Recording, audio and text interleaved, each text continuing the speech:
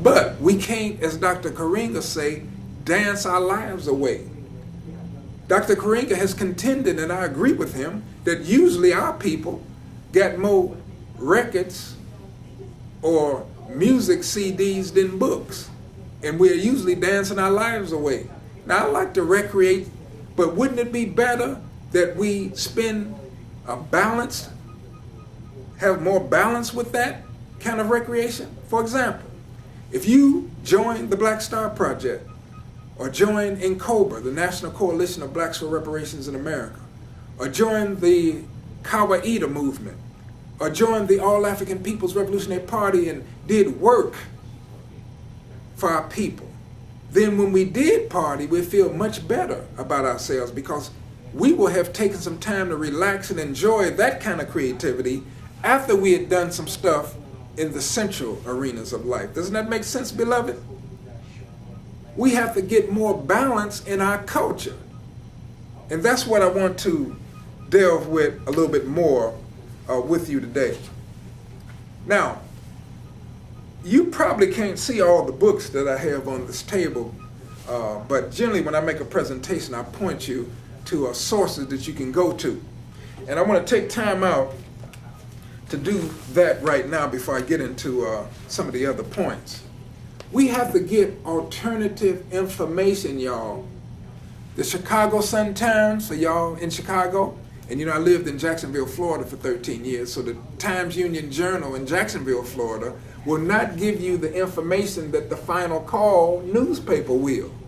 And we thank the Honorable Elijah Muhammad for Muhammad Speaks. We thank the Honorable Minister Louis Farrakhan for the Final Call. And of course, we must remember that Malcolm X, when he was with the nation, actually started Muhammad Speaks. But their newspapers have enlightened us for over 60 and 70 years. And you will get the kind of information in these newspapers that you need. So whatever city you're in, black folks, you should be supporting black-owned newspaper and black-owned media. The Chicago Defender is over 100 years old. We should have subscriptions to both of these papers, the Final Call and the Chicago Defender, and some of the other black newspapers here in Chicago and around the country. That is how you begin to help, as Dr. Karinga says, break the monopoly that the oppressor group has on black minds. If you don't free your mind, your behind will forever be entrapped.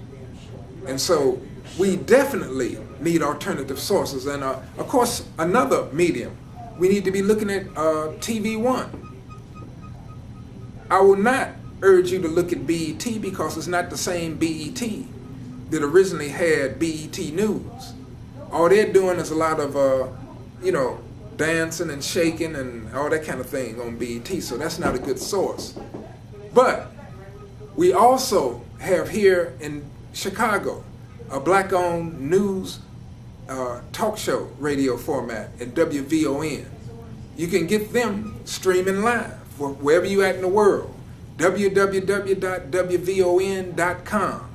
We owe a debt of gratitude to Melody Spann Cooper and her father and Purvis Spann and all of them for having this radio station from the early 60s. It used to be music, but it's been a talk show format for the last 20 years or so. And you have great talk show hosts. You can stream live on your computers. You should definitely tune in to WVON as a regular thing that you do. Because again, the Sun-Times and the Tribune and all these TV stations in Chicago that are not owned by us, and these radio stations like WLS and these, white-owned radio stations are not going to give us the information and inspiration that we need. Now, let me move quickly to another article that appeared in the Citizens newspaper, which is another black-owned newspaper here in Chicago. And it was called Positively Black, The Importance of Culture. Now, I'm a culture worker. I'm a student mainly of Dr. Maulana Karenga, who's the cultural scientist. He is the creative intelligence. I am a consumerist intelligence that tries to sift what the great minds like Dr. Karenga and others have given us and give it to you, particularly in a form that you can digest.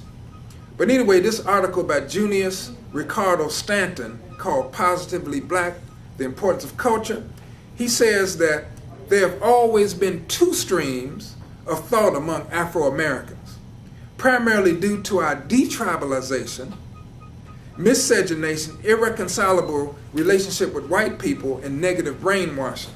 He says one was exocentric, always looking outside of ourselves and attempting to join with, be like, and assimilate into the dominant society which practiced virulent hatred toward Africans. Now that's insanity. Okay? Then he says the second was an ethnocentric approach where we attempted to promote pride in our African ancestry, to bond together, become self-reliant, and build our own communities. We have a strong tradition of that, y'all. And the most honorable Marcus Garvey and the Universal Negro Improvement Association back in the 1920s, they came to build on many of our people before them. And they did a great work. And we had black businesses all over the place. We were a global acting people. We said Africa for the Africans, those home in Africa and those of us abroad. And we were trying to build black power wherever black people were at that time in history. And the Honorable Marcus Garvey and his lieutenants gave us great leadership. And he understood the importance of culture. They had the great parades in New York, the great cultural parades. We have the Bud Billiken parade in Chicago, but in my judgment, that could be even more powerful if they had, started it out, given a more cultural tinge to it in terms of the heroes and sheroes, okay? Bud Billiken, to my understanding, is a mythological character, but we could have done better with that parade. But it's a great parade, but not like those that the UNIA had in New York. The Honorable Marcus Garvey had manufacturing plants. They were manufacturing black dolls way back in the day to give our young girls the right kind of image, and so that they would love how they look and not try to look like Britney Spears or somebody. The Honorable Marcus Garvey and the Universal Negro Improvement Association had a cultural focus with their movement. They had, temples all over the country, or what we call freedom halls all over the country. They were involved in economics, politics.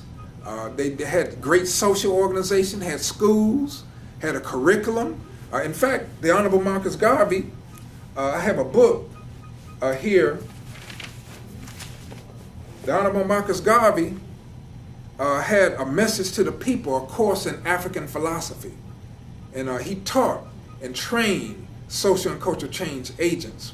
And the Honorable Charles James out of Chicago is one of his greatest students. And he impacted me and thousands of others in Chicago while he was alive. So we have many lessons to learn, parents and young folks, out of our history. It's very important that you develop an appreciation for your history, because many of the solutions are in that history. And so we can't just come into the world and start acting like we are the most important, us as individuals. No, the community, the people, the masses of us are more important than any single person. But we have to get trained.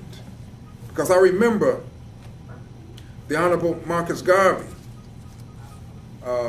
he understood some of the things that I'm talking about. For example, in his introduction to the book I just showed you, he said that the majority of the Negroes are ignorant, okay?